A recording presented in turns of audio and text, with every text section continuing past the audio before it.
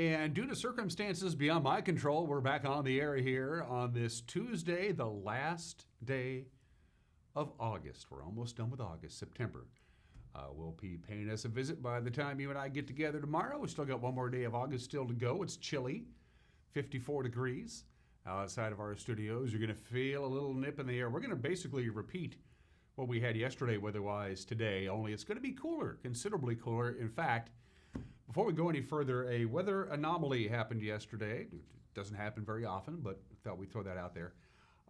Yesterday's high at Paintball Memorial Airport, that's where they measure these things at. Monday's high was 83 degrees. Normal high temperature on August 30th, 83 degrees. The overnight low, 58. Normal overnight low for August 30th, 58.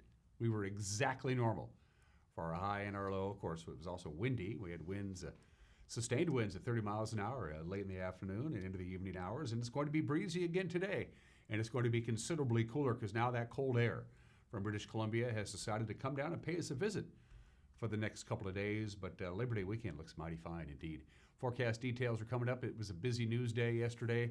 We'll have quite a bit of news to get to. In fact, before I forget, in the back half of the program, Dr. Mark Johnson, who's one of the infectious disease specialists at Confluence Health, participated in the media briefing yesterday with the Washington State Hospital Association to talk about COVID. We posted what we're going to air in the back half of the hour. We posted it on our Facebook page. It's gotten almost 200 comments. If you haven't had a chance to see it yet, we're going to air that for you in the back half of the program. Plus sports, Mariners had a great chance to climb up that wild card ladder, but they didn't do it. They lost to Houston, and all the teams that the Mariners are chasing all lost. So a golden opportunity slipping through the fingers. And of course, today is cut down day for the Seahawks. They have until 1 o'clock to get their 53-man roster set and ready to go as they start off their season in Indianapolis against the Colts 1 week from Sunday. And everything else you need to start your day. Let's go ahead and take a look at what we got for you around our Valley View cameras, courtesy of Localtel's Sky-Fi setup. By the way, sunrise this morning, 6:19, sunset 7:42, 12 hours and 23 minutes of daylight. We're losing about 2.5 minutes of daylight per day now. The cross camera a little bit more towards East Wenatchee than Wenatchee. And that camera, of course, as we mentioned before, has extra bling to it. That's a 4K camera, 4 times the resolution of a normal high-definition camera, which is still pretty darn good if you think about it. So the sun is beginning to climb over the East Wenatchee bench and bathing the valley. Wenatchee is bathed in sunlight. East Wenatchee, it's on its way. Camera 2, Uriah wants to go make a slow dissolve up to, help me out, Uriah. That's Cashmere? Is that Steins? That must, I think that's Steins Hill, but I think we have that pointed back towards the Leavenworth area, I think, or maybe towards the Wenatchee Valley. I don't know what I'm looking at. I'm looking at hills and sunlight. I got to say it's pointed to the southeast simply because of where the sun is. That's a guess from Steins Hill. Nice view there. We haven't used that angle in a long time, if ever. Camera number 3. Let's see if I can blow this one. Let's see. What are you doing to me today, Uriah? Oh, is that Waterville? Hey, the Waterville camera pointing back down towards the Wenatchee Valley. Okay, so I'm starting to get my bearings now. You can see in the center upper right-hand corner of your screen where the Anaad empties into the Columbia River. So you can see the Anaad Valley there. Now I'm starting to figure out what we're looking at. Camera 4. Oh, McNeil Canyon says, good morning. Look at the smoke and the haze from the 25-mile fire. They got tons of personnel on it. Still only about 32% contained. Still about 12,000 acres. It hasn't really gotten much bigger. It's kind of burning inside of itself. Did have a little bit of a run to the south with the winds that we had yesterday. And, of course, there are more winds in the forecast today. We don't want winds. But yesterday at this time, we had a red flag warning. We don't have one today for reasons I don't know. Probably because it's not nearly as warm as it needs to be to do a red flag warning. So that's the view from the very top of McNeil Canyon, looking over the hill towards Lake Schlein, which is bathed right now in milky haze and smoke from the 25-mile fire. So that's a look at what we got for you around north central Washington from the National Weather Service. Told you it was going to be a lot cooler today. It's going to be considerably cooler today, about 10, 12 degrees cooler than what we had yesterday, again, with our high of 83. So what's happening? Cooler air is infiltrating. It's coming down from British Columbia, and it's going to hang around for a couple of days. We're also going to see some winds. Those pressure gradients are going to tighten again. Not real windy right now. Do we have the forecast, Uriah? There it is. So only 70 today. That's below normal. Our normal high is now going to be 82. As the days get shorter, the afternoon high, the normal afternoon high is going to be lesser and lesser. But again, this cooler air is coming down from southern British Columbia, so we're going to be considerably cooler today than we were yesterday. And once again, we're going to see some pretty strong winds late in the afternoon in the Wenatchee Valley and Waterville area. Sustained winds about 15 to 20 miles an hour. Gusts above 30 in the Wenatchee Valley and Waterville as that cool air begins to work its way through the Cascade gaps. And then we're going to have a chilly start to the day tomorrow. Look at the overnight low tonight, 49 degrees. It's been a long time since we had the overnight low in the 40s. And so after a chilly start, we're going to start warming up a little bit on Wednesday to 75, warmer still, 79 on Thursday, above normal on Friday. Labor Day weekend looks pretty good. Weak system comes through on Saturday, no big deal there. Just a few clouds, maybe a raindrop, but we'll see some sunshine as well on Labor Day Saturday with a high of 87, and then just about normal or a little bit above normal for Sunday and Monday. So temperatures kind of all over the board. The big story today, lots of sunshine, and once again, a lot of wind and very cool temperatures for August, even though it is the last day of August. 7 minutes after the hour, after a 1-minute break, we're going to come right back and give you the news that you need to get your Tuesday up and running. You're watching Wake Up Wenatchee Valley on the NCW Life channel.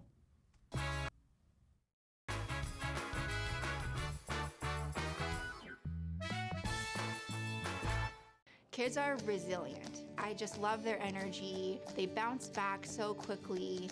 I love the stories they tell. I love just their charisma, their character. I love to see that subtle smile that you pull out of a kid, when you start talking with them about something they really like. I just love what I do, and I can't imagine I would be as happy doing anything else.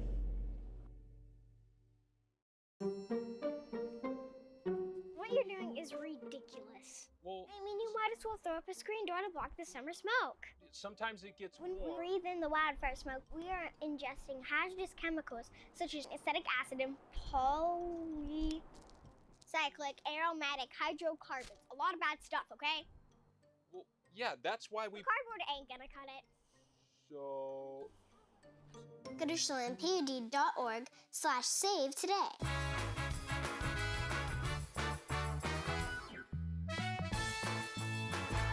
Lots of sunshine, 54 rather cool degrees outside of our studios. Sunshine, windy, high of only 70. That's a good 10, 12 degrees below normal. A little bit warmer, but not much really on Wednesday. Then the real warming trend begins just in time for the holiday weekend. And here are your headlines. One of 2 men charged in a theft that led to a multi-county car chase back in December has pled guilty to a far lesser charge. 32-year-old Amrico Deshawn Flight is now serving 14 months in state prison for second-degree possession of stolen property. He and his fellow defendant, 28-year-old Miles Barry Davis, they were arrested back on December 3rd near Cleellum. Wenatchee Valley Police Agency suspected them in a handful of vehicle prowls in city parks, and they pursued their rented Dodge Caravan from Wenatchee towards Blewett Pass. State Patrol officers eventually stopped the van. Davis, the alleged driver of the van, still faces trial on charges of theft and eluding both Schlein and Douglas County deputies. A suspected drunk driver caused a two-vehicle accident. This happened southwest of Warden. 4 people were sent to the hospital. This was yesterday morning. The Washington State Patrol says that 23-year-old Daniel Garcia of Pasco was driving a 2001 Ford Expedition northbound on Highway 17 when he lost control, overcorrected, and struck a 2009 Nissan Murano being driven by 19-year-old Luis Solano Rafael of Mesa. Now, the Expedition ended up on its top. The 3 passengers in the Ford, all from Pasco, were injured, including 20-year-old Laura Gutierrez, who was airlifted to Harborview Medical Center in Seattle, and 18-year-old Denise Gutierrez Guzman, who was airlifted to Cadillac Medical Center in Richland. The driver and the 2 passengers in the Nissan were not injured. Garcia, who was transported to Samaritan Hospital in Moses Lake, faces charges of DUI and vehicular assault. The state is warning school districts that they're going to lose funding if they don't comply with state mandates regarding mandatory COVID-19 vaccinations and masking. State Superintendent of Public Instruction Chris Reichdahl filed an emergency rule last week that said districts will first be warned that they are not in compliance. If they remain so, they risk losing money from the state. The state distributes about 80% of a school district's funding. The state has required that all school employees be vaccinated and that masks be worn on school property. At last week's Wenatchee School Board meeting, about 50 people were in attendance who refused to wear masks in violation of the state's indoor masking guidelines. After giving the crowd a chance to leave or put on a mask, the board adjourned and held the rest of their meeting online. As COVID-19 infections have risen here in the Wenatchee Valley, so has the demand for testing. Confluence Health's drive-through testing site on Emerson Street, which has been operating almost since the pandemic began, they were overwhelmed last week. Mayor Frank Kuntz says traffic officers had to block off public parking on part of Emerson to stage overflow vehicles, and more traffic alterations may be necessary while demand for testing remains high.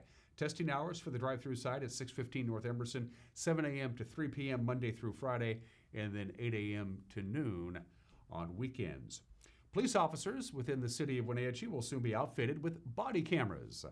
It's all going to be part of their uniforms. The Wenatchee City Council last week approved a $281,000 contract for 44 cameras and the necessary software.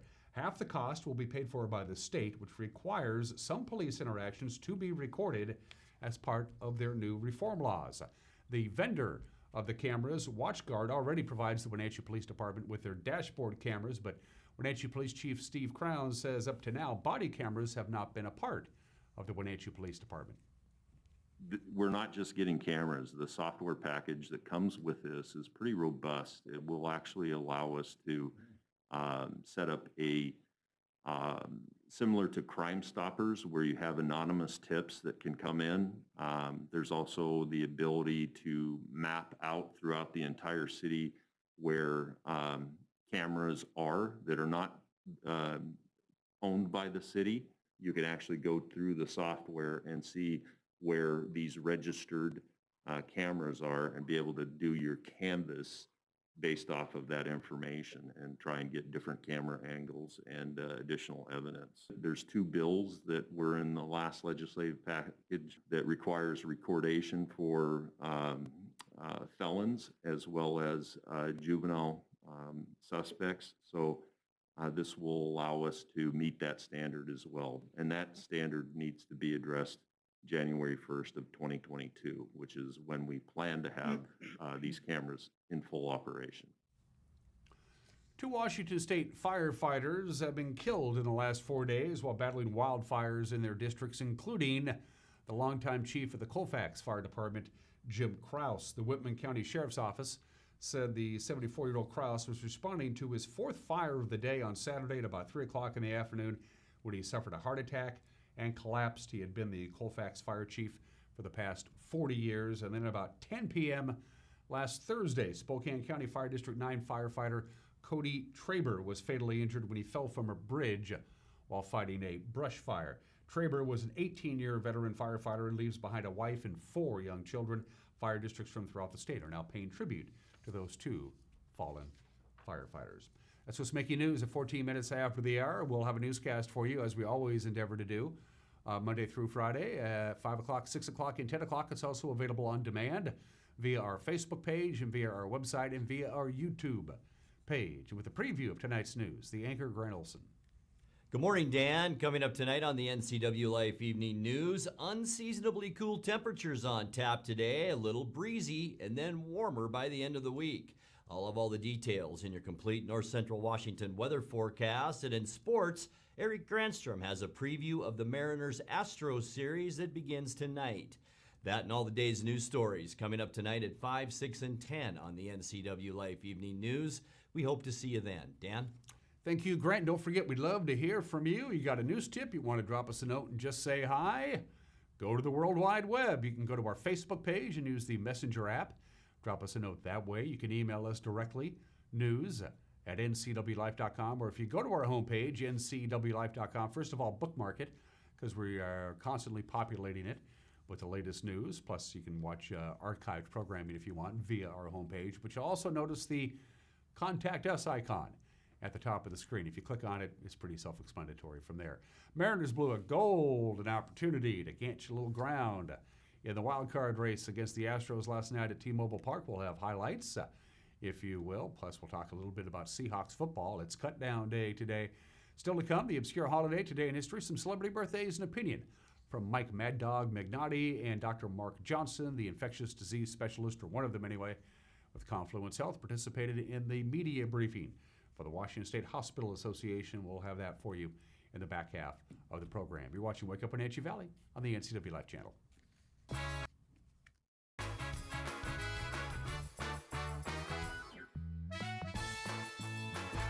Our experience with NCW Life has been amazing. People think television and they think it's this huge production thing. It's really expensive. It's crazy how affordable it is. I couldn't believe it. It's not as expensive as we thought it was going to be. I would say I was really surprised to see that it was actually comparable to radio ads or print media. It was really affordable.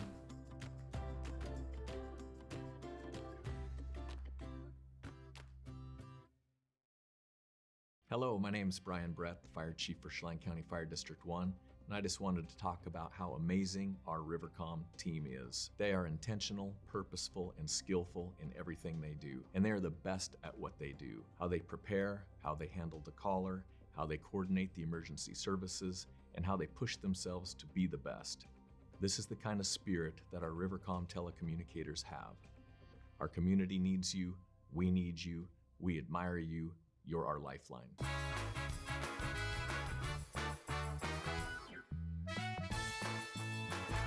17 minutes after the hour in sports, the Mariners could not hold a late lead last night. Houston got the better part of Seattle. The final was 4-3 at T-Mobile Park. Houston jumped on starter Chris Flexen early on for 2 runs in the first inning. Then Seattle began their comeback in the second inning thanks to the newly called up left fielder, Jose Marmolejos. With the swing, he said, no, it isn't anything I did, but it is his vision that he was focused on. Right over the wall, line drive, home run. Jose Marmolejos, his first at-bat back, has put the Mariners on the board. His 4th of the show this year. He is so strong, Aaron. He can hit the ball so hard. But what's the crazy thing is his exit velocity on fly balls wasn't where they wanted to see it. He was topping balls. He was hitting the ball, beating it into the ground. And they wanted to see him come down through the zone with his bat just a little bit more. And you can see the results.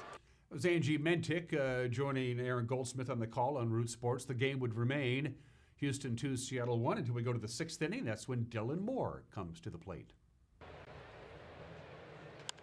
Dylan, a high lift out to left center field. He tags it again! Dylan Moore, a 2-run pinch hit, go-ahead home run against a familiar foe. Nightmares, 3-2 Mariners. Really saying, don't throw him a home run ball. Don't throw him a home run ball. And what does he do? He throws him another home run ball. Now he's 2 for 3 against him with 2 home runs. 2-run shot to give the Mariners the lead here and the grand slam before. Joe Smith came into the bullpen in the 8th inning. His job to keep the Astros from scoring any more runs. He didn't. He does pull it. That's a base hit into right field. Around third comes Yuli Gurriel. He's going to score. This game tied up at 3. RBI single, Kyle Tucker. Great at bat by Tucker, taking advantage of the miscue, putting Yuli Gurriel in scoring position early, and he drives him in with a rocket to right field. Hit sharply. That's a base hit. Tucker had to hold up, and he will be waved around and no throw. Astros take the lead 4-3. How does Dylan Moore not come up firing and anticipate a play? Incredible. Omar Lopez with an aggressive send after Kyle Tucker stopped in between 2nd and 3rd, and there was not even a play made. Astros lead 4-3. Mariner manager Scott Service said, well, the defense let us down. Tough night. We've been so good late in games, kind of, locking it down and holding the opponent down after we get the big hit. And tonight we just weren't able to do it. But, as I often say, it starts with starting pitching. I thought Chris Flexen did an awesome job tonight and really came out in the first inning and didn't have his cutter. It wasn't real crisp. And I thought Tom Murphy did an awesome job of getting him back on track, kind of going a different route to get through this lineup. And, to hold them scoreless after giving up 2 in the first was awesome. And Saylor did a nice job after that. Tonight we did not have full complement of bullpen guys available. So, trying to mix and match and find pockets for guys. And, they found some holes on Joe Smith. And I think the bigger thing tonight, we just didn't execute defensively. Mariners and Astros will do it again tonight. 7:10 first pitch on Root Sports. It's Yusei Kikuchi and Lance McCullers Jr. throwing the ball. Checking the American League West scoreboard from last night, Jack Mayfield's grand slam home run capped a 5-run fourth inning for the Angels. LA topping the Yankees 8-7. Shohei Ohtani also hit his league-leading 42nd home run of the night. It was a homer or a go-home night. In Texas, the Rangers powered 3 over the fence in a 4-3 win over Colorado. Trevor Story tried to bring the Rockies back single-handedly. He had home runs of his own in the 7th and the 8th, but it wasn't enough. The only good news for the Mariners last night, everybody else in front of them also lost yesterday. Brandon Lowe was 2 for 3 with a home run to lead Tampa Bay to its 8th straight win. They beat Boston 6-1. We mentioned the Yankees lost to the Angels. Oakland did not play last night. The only other game of interest had Toronto topping Baltimore 7-3 behind 2 home runs from Vladimir Guerrero Jr. New York remains 2 games in front of Boston for the top 2 American League wildcard playoff spots. Oakland 2 games back. Seattle and Toronto 4.5 games back. It is cut-down day across the National Football League. Seahawks made a trade before the deadline. Seattle has, apparently they're still not real happy about their cornerback situation, so they traded a 6th-round draft pick in next year's draft for cornerback Sidney Jones. They did this yesterday. Jones was a big star at the University of Washington, but he's had injury troubles in his 3 years in the National Football League. This marks the 2nd cornerback the Seahawks have traded for in the last couple of weeks. Seattle and the rest of the NFL have until 1 o'clock this afternoon to trim their rosters to 53 players. And we're getting ready for high school football. It is back this Friday night here on the NCAA Live channel. We'll have the Eastmont Wildcats and the Central Valley Bears at Wildcat Stadium. Grant Olson with your play-by-play pregame at 6:30. And a reminder, the Wenatchee game versus Skyline has been canceled because of the COVID-19 exposure in the Panthers program. By the way, they moved their 2nd game of the season at home against Mount Baker to Saturday, September 11th. They're hoping to get past this episode and get enough practices in so the Panthers can play a game. And those are just some of the games that people are playing or not playing. On this last day of August, this Tuesday, the 31st day of August, we want to wish everybody a happy National Trail Mix Day today. Dig in, everybody. Gorp it up. Yeah, trail mix. Good for you. Energy boost. A lot of people associate trail mix with hikers, and that's cool. I don't have a problem with that. You got your nuts, your fruits, your chocolate. Little Chex mix in there, maybe. Pretzel seeds. You can throw all kinds of stuff in there. Peanuts, cranberries, apricots, dried apricots, of course. Chocolate chips, pretzels, granola. It doesn't really matter what it is. Sunflower seeds. Pop them in your mouth. Eat them. Good for you. Native Americans have been eating something like trail mix for thousands of years before we even bothered to show up. Of course, many people call trail mix gorp. There's nothing wrong with that, although it's not as enticing. Would you like some trail mix or would you like some gorp? Gorp sounds like something you put in your engine to make it run better. Anyway, happy National Trail Mix Day. By the way, if you're Australian, you're eating scroggin. That's what they call it in Australia. Little handy information for you there. Let's do Today in History. 599 years ago, August 31st, 1422, King Henry V of England dies of dysentery. It was pretty common back in the 15th century. So his son, Henry VI, becomes the King of England. There's the crowning ceremony. No, he wasn't vertically challenged. He was 9 months old when he became the King of England. He remains, to this day, the youngest person ever to succeed to the English throne. He's also the only English monarch to have also been crowned King of France. That happened in 1431. Wonder how the French felt about that. Yeah, the 9-month-old king. Needless to say, they didn't turn the whole thing over to him. They had councils and advisors and things until he was old enough to make his own decisions. Yes, you get your place in life by no other virtue other than birth. Why they have the monarchy, I don't know. I won't get into that. This is the 35th anniversary of a very tragic accident. It was a Piper PA-28, one of them small little single-engine planes, 3 people on board. It was the Cherokee. It flew into the airspace above Los Angeles International Airport, and the Piper Cherokee collided with the left horizontal stabilizer of Aeromexico Flight 498. This happened over Cerritos, California. 67 people in the air. All the occupants in both airplanes were killed. 15 people on the ground also died. Here is a news report from 35 years ago today. Good evening. A disaster over the skies of Cerritos. I'm Jose Sanders. And I'm Bill Stout. We have the worst kind of tragedy to report tonight. In the middle of a sunny day, in the middle of a holiday weekend, a small plane collided with an Aeromexico jet over a middle-class neighborhood. There are no survivors. At least 72 people have been killed, 64 on the DC-9 jet, 3 on the private plane, and at least 5 on the ground. Here's what it looked like shortly after the wreckage came crashing through the quiet neighborhood of Cerritos. The planes collided shortly after noon. Burning wreckage scattered everywhere, homes and lives destroyed, an entire neighborhood looking as if it had just been bombed. We have some tape of what this neighborhood looked like shortly after the impact. The crash, 11:53 precisely. And people who heard it said it sounded like a couple of bombs exploding. One man said he thought it was an earthquake. You are now looking at part of the fuselage.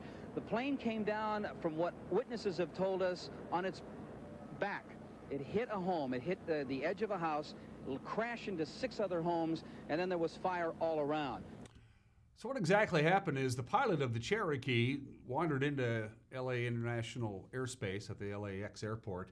At the same time, another small private plane had done the same thing. The air traffic controller in charge of the Aeromexico flight got a hold of the first private airplane to try and get him out of there, and did not notice that the other private airplane had also strayed into the airspace, and it was that second airplane that hit Aeromexico Flight 498. This is the 34th anniversary, August 31st, 1987. The gentleman that you see there was the backup catcher for the Williamsburg Bills. They were a AA affiliate of the Cleveland Indians. Dave Bresnahan. Dave Bresnahan, the backup catcher for the Williamsport Bills. It was the end of a long season. Williamsport was 28 games out of first place. And at the tail end of the season, he decided to have a little fun. It was a doubleheader, so he knew he was going to play. So the day before, he went to the grocery store. He found a potato that was about the size and the shape of a baseball, and he peeled it. And then in the course of the game, when Dave was catching, called timeout. He said, "Umpire, I got a problem with my mitt. Can I go into the dugout and get my other catcher's mitt?" The umpire said, "Go right ahead." So he went back in and he got his other catcher's mitt. Inside that mitt was the potato, which resembled a baseball. Then he snuck back out in the field, and on the very next pitch with a guy on third base, he caught the ball, and then he got up and he chucked the baseball way over the head of the third baseman, and the runner on third jogged home to score the run, only he didn't throw a baseball over the head of the third baseman. No, Dave threw the potato. Fooled everybody. Runner came in. Dave says, "Here's the baseball," tagged him. Umpire said, "You can't do that." They sent the guy back to third base. Poor Dave Bresnahan, was fined $50. The next day, he was given his unconditional release. Dave never played another game of professional baseball again. The hidden potato trick. 34 years ago today, one of the legendary baseball stories. I remember this Sunday very well, August 31st, 1997. 24 years ago today, Diana, Princess of Wales, her companion, Dode Fayad, and the driver, Henri Paul, died in a car crash in a tunnel in Paris, France. Here is some contemporary news reports.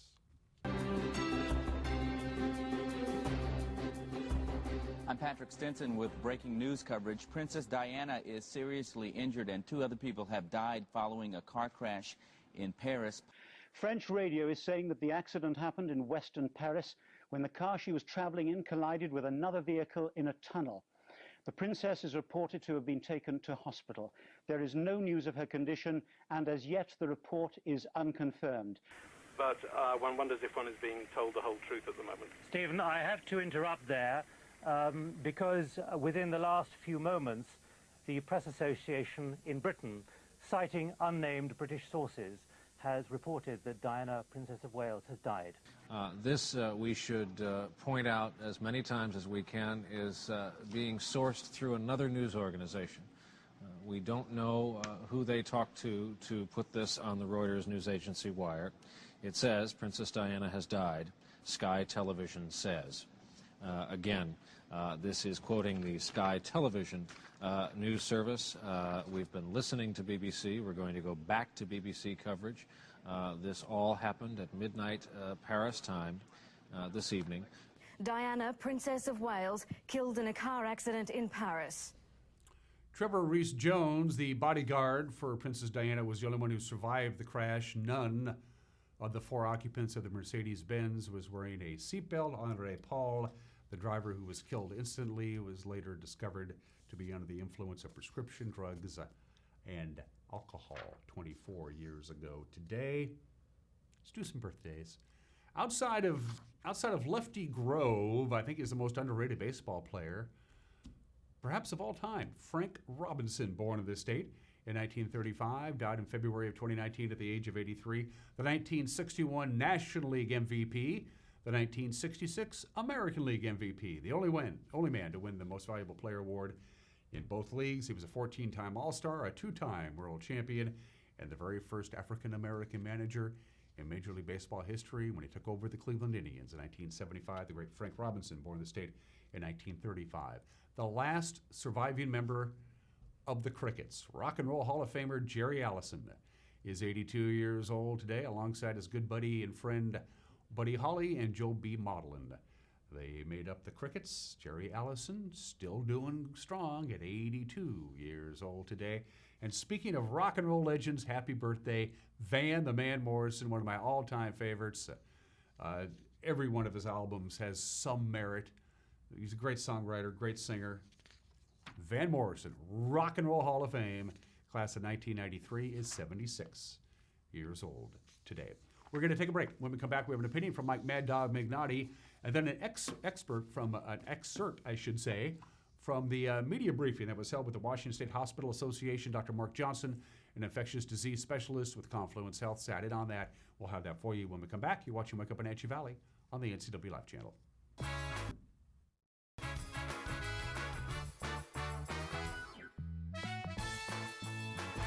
This is the NCW Live concert calendar. Tipsy Canyon Wines of Manson presents live music every Thursday evening at 6 p.m. Friday, it's live at Alta Cellars in downtown Manson at 3 p.m. Wine Girls Manson Concert Summer Series is Friday and Saturdays at 7 p.m.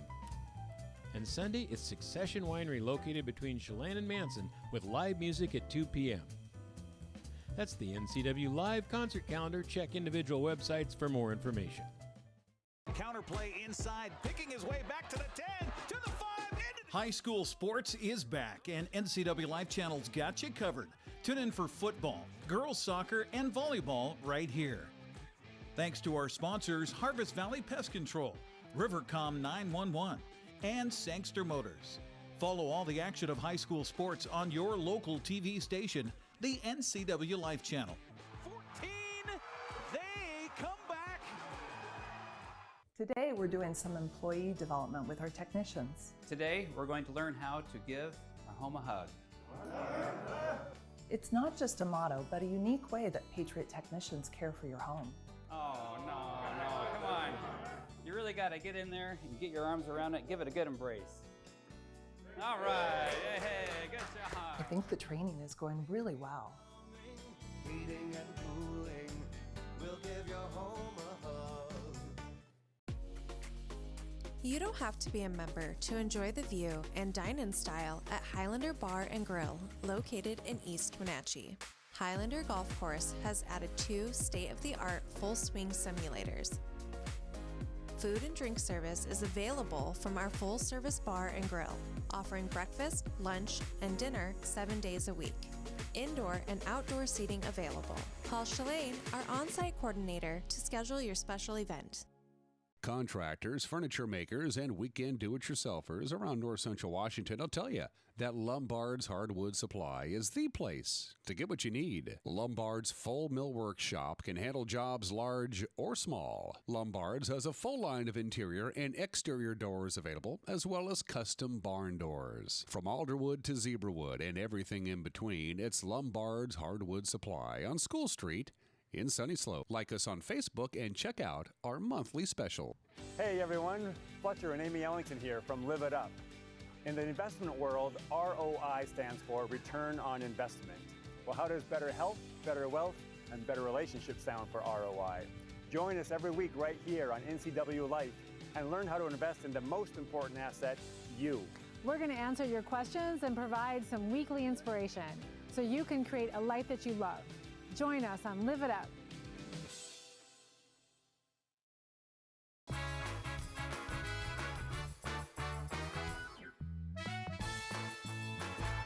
Hey, this is Mike Mad Dog Magnotti, and everybody is entitled to my opinion. Now, I sometimes see on Facebook posts about pictures of police officers in full SWAT gear and the like, stating that these officers are heroes, men and women of courage, and they are. Hey, no doubt, believe me.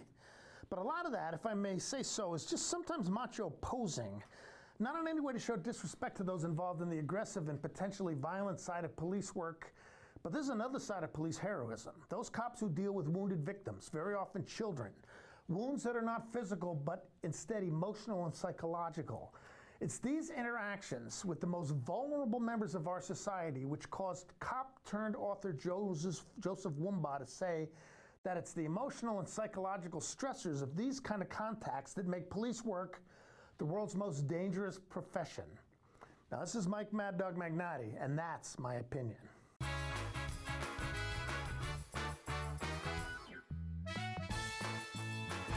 Few things strike fear in the human heart, like the possibility of a rattlesnake bite. Dogs can encounter rattlesnakes on their walks or in their yards, and being curious, often get bitten on their face, neck, and legs. Luckily, a vaccination is available to help neutralize venom so dogs experience less pain and swelling. Even if your dog has received a vaccine, you still need to seek immediate help. Dr. Shauna Bayes and the staff of Paws and Claws care about your pet's health. Call 888-PAWS to schedule your vaccination today. Your search for quality patio furniture with excellent customer service is over. Blue Lagoon is proud to offer only the finest outdoor furniture and accessories from some of the most renowned manufacturers in the industry. Our showroom showcases a large selection of in-stock furniture, fire pits, umbrellas, cushions, and outdoor accessories. Our in-house outdoor decor specialist is available to help you design and custom order the perfect furniture for your unique space. Stay active and independent for life. SAIL is an evidence-based strength, balance, and fitness program. The exercises in a SAIL class have been packaged into a formal regimen focusing on 4 key areas important to the health and fitness of mature participants: low-impact cardiovascular, balance work, strength training, and stretching. SAIL classes are designed for people of all fitness levels and can be done sitting or standing. Join us for SAIL on the NCW Life channel. Check your listing for days and times.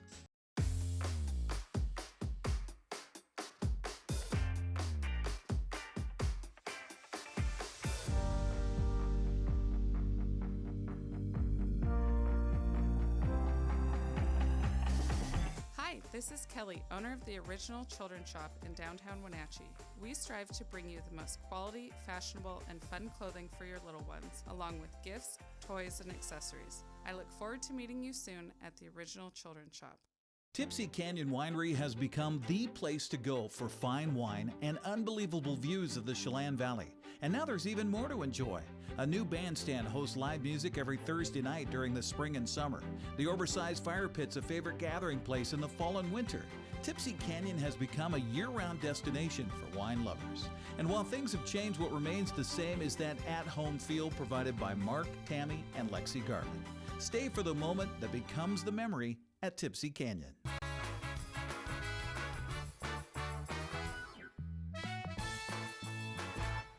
40 minutes after the hour on this Tuesday, the 31st day of August on Wake Up Wenatchee Valley, I'm Dan Kuntz. The last time Central Washington Hospital had 0 COVID-19 patients in its isolation rooms was back on June 16th, and that lasted just a couple of hours. In a media briefing yesterday with the Washington State Hospital Association, Dr. Mark Johnson, infectious disease specialist with Confluence Health, said the Delta variant has changed the game.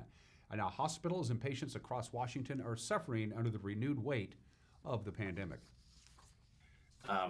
We had anywhere between 5 to 8 COVID patients admitted to our hospital in late June, heading into early July. But then over the last 3 weeks, we've had 30 or more severely ill COVID patients admitted to our hospital, and currently that number is closer to 40. And the vast majority of patients admitted with severe COVID are unvaccinated. So as of the 23rd of last week, we had 37 patients with severe COVID admitted to hospital. 14 were considered in critical condition. None of our critically ill patients were vaccinated. So in other words, we're seeing very sick, unvaccinated persons. But what's also interesting is the age range. So that age range was anywhere at that point between 23 and 86 of all our severe COVIDs admitted to hospital. But amongst those 14 critically ill patients, more than 40% of them were age 40 or younger. And in the last week, we have had 2 third trimester unvaccinated pregnant persons admitted to hospital with severe COVID who had to undergo emergency C-section. So this is very telling data. This reminds us again that COVID-19 is becoming a pandemic of the unvaccinated. And we know that people who are vaccinated are still going to get COVID. This Delta variant is just so infectious. So we know we're going to see breakthrough cases, and we are. I just told you that 16% of all our positive results through our drive-through testing site last week were vaccinated. But most of these patients are ending up in the hospital. And we just know this. This is largely a vaccine preventable disease. So although we've made a lot of progress, we're just seeing a profound number of unvaccinated persons admitted. Today in our hospital, we do have one critically ill, fully vaccinated COVID patient. They're in their late 50s and they're very immune compromised. So we're going to keep seeing that particular subset of patients, and we are. But the vast majority, again, of these hospitalized severely ill patients are unvaccinated. And the vast majority of them are expressing supreme and profound remorse when they find out how terrible this disease is. Our staff are incredibly exhausted. We have critical staffing shortages. We intermittently are not able to accept transfers. Bed space is at a premium. We've, of course, curtailed elective cases. The health care system is really struggling as a result of this. So, right now, 24% of our inpatients have COVID. This is untenable. This pandemic is impacting us in other ways. I know that my health system is not the only one that is dealing with a critical shortage of blood culture vials. So as of today, we have a profoundly reduced ability to do in-house blood cultures anymore because we just don't have the bottles, because supply chain issues are impacting not just COVID care, but all other aspects of care. That's where we are. And that is shocking to me, and I hope it is to everybody else who's listening.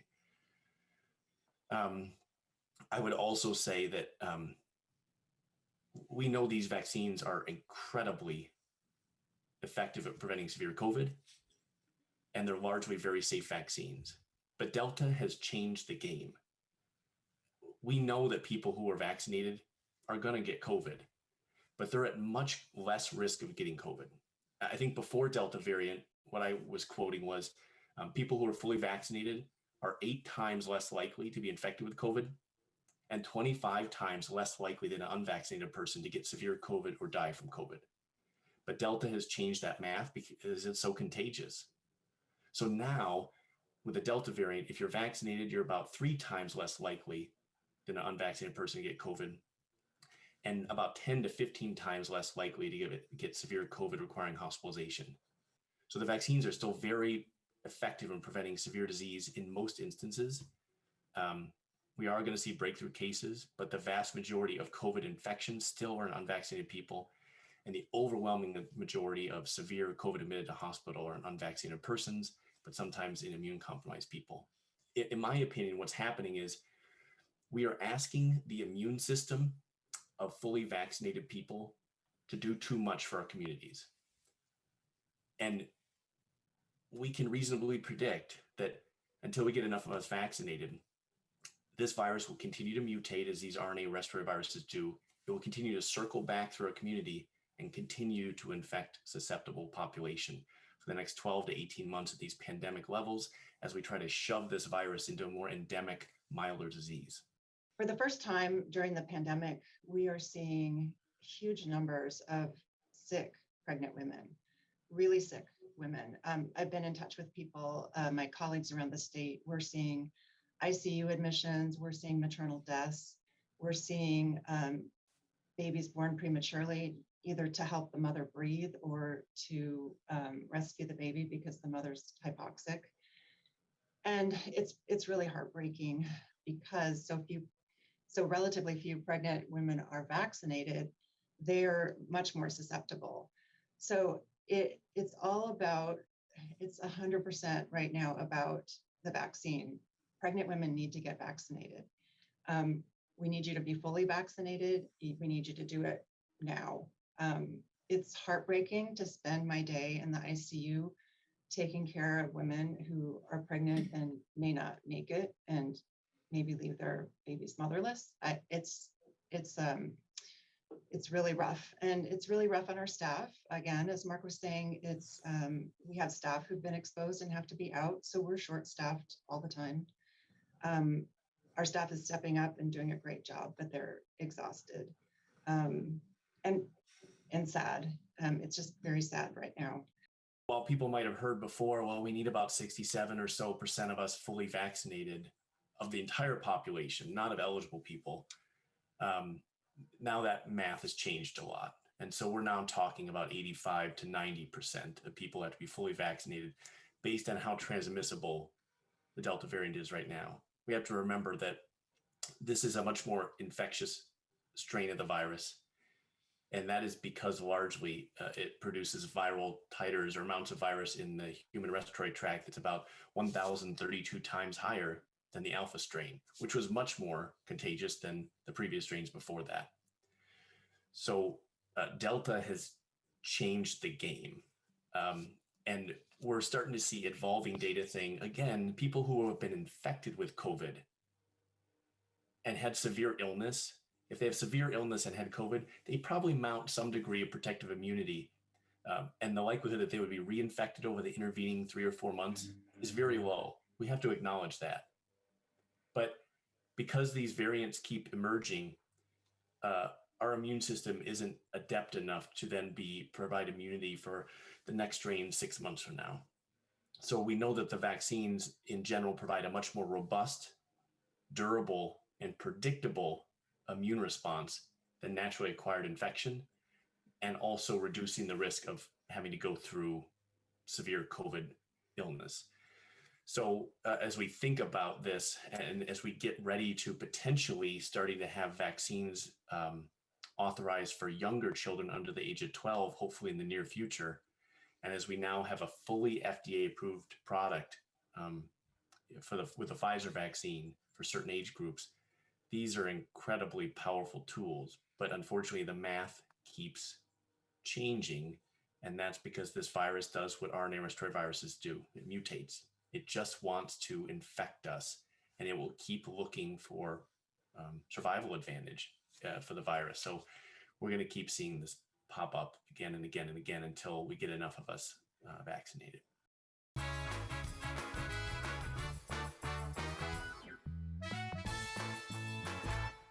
In a world afraid of technology, one man, one show will bring you the newest innovations that may just change your life. This summer, Ray McNeil and your Weekly Tech Update is your Weekly Tech Update with Ray McNeil.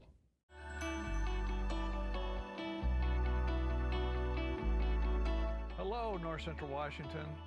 I'm Dave Tosh, Executive Director, Wenatchee Valley Senior Activity Center, and I'm excited to announce a new variety show entitled Vibrant Living, brought to you by the Senior Center, and I think you'll find it educational, informative, and a lot of fun. Join us for the new program, Vibrant Living. I'm John Divis from Wenatchee Dental Arts, and I like to think myself as a comprehensive dentist. We are an office that treats people comprehensively for their dental problems. We do a lot of general dentistry in a broad sense. We don't send everything out. Things that we have the ability to do in the office, we like to keep in the office and under one roof and keep things as complication-free as possible. You can come to one place and have all their dental needs taken care of. Kids are resilient. I just love their energy. They bounce back so quickly. I love the stories they tell. I love just their charisma, their character. I love to see that subtle smile that you pull out of a kid, you know, when you start talking with them about something they really like. I just love what I do, and I can't imagine I would be as happy doing anything else. Hello, my name is Brian Brett, the Fire Chief for Schlein County Fire District 1, and I just wanted to talk about how amazing our Rivercom team is. They are intentional, purposeful, and skillful in everything they do, and they are the best at what they do. How they prepare, how they handle the caller, how they coordinate the emergency services, and how they push themselves to be the best. This is the kind of spirit that our Rivercom telecommunicators have. Our community needs you, we need you, we admire you, you're our lifeline. Schlein Wireless is your Verizon authorized retailer featuring the latest iPhone and Android devices. Personal or business, they have the plan and the customer service you're looking for. In these challenging times, Bear Foods is open and ready to help. From health to diet to home, we are here to take care of your needs. Bear Foods, the good food store. From home furnishings to the latest in home entertainment technology, Deepwater Home and Electronics can provide the selection and the connection for your wireless world.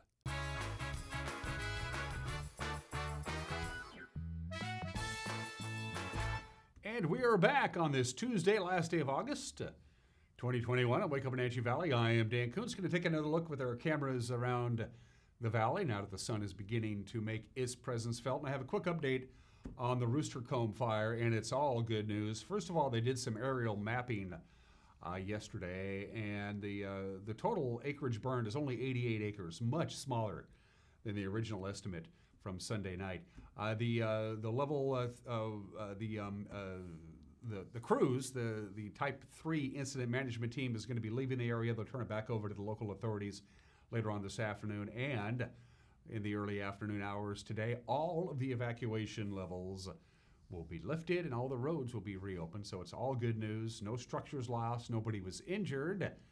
They still don't know what caused it yet, but they are investigating that. So again, for the Rooster Comb fire, the Type 3 incident management team will be leaving the area. Local authorities will assume jurisdiction, and all the evacuation levels will be lifted early this afternoon, and all the roads that were closed in and around the Rooster Comb fire area will also be reopened to local traffic as we look out over the East Wenatchee area from our Wenatchee Heights camera, also known as the Cross camera. I think we're using the same cameras, maybe moved a little bit. Let's see what Uriah has up his sleeve. Knowing Uriah, it could be almost anything. Oh, is that Smallstown Tower? Oh, he moved it on me. Good for you, Uriah. I like that, looking right into the sun. They say don't look in the sun like that. Hopefully it won't burn an image on the lens. That would be bad. Camera number 3. It's off to Jump Off Ridge. Beautiful view of the Stamil Basin and the Wenatchee Heights area. Gorgeous view there. A few high clouds to the north of us. And that's just stunning. I just love that view of the Stamil Basin and the Malaga area, a little bit to your right. Nice view there. I love that. That's spectacular. And camera number 4. Oh, it's off to Omi Gardens. You can see it's a little hazy, a little milky as you head north toward Schlein, because we're still working on that 25-mile fire. Still about 12,000 acres, still about 32% contained. That has a Type 1 incident management team. Those are the big boys who travel all over the country to wherever the big fires are. They got close to 500 firefighting personnel fighting the 25-mile fire. It's going to be a windy day today, so hopefully they won't have too many issues. So we say good morning to Rocky Reach Dale. I have not been to the new Discovery Center that just reopened last week. I'll put that on my list of things to do. All right, good stuff. Nice views from around the valley. One quick 1-minute break, and then when we come back, we'll go ahead and do your weather forecast one more time. You're watching Wake Up Wenatchee Valley on the NCW Life channel.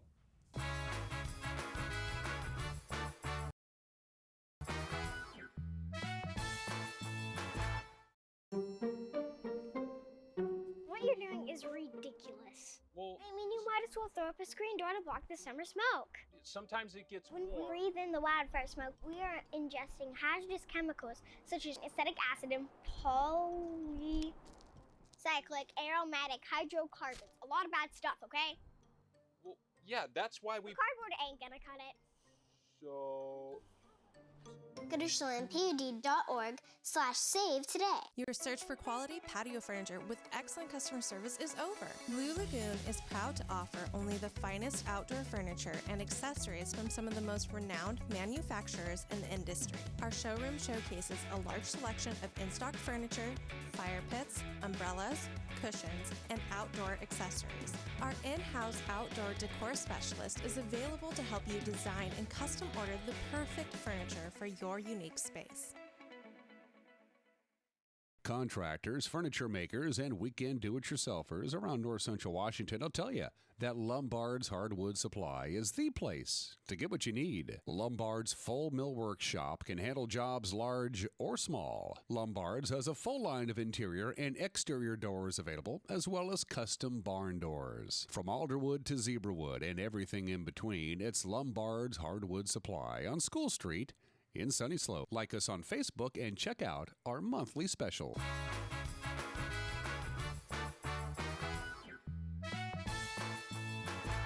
Clear skies, 57 degrees. Wind is starting to pick up already this morning.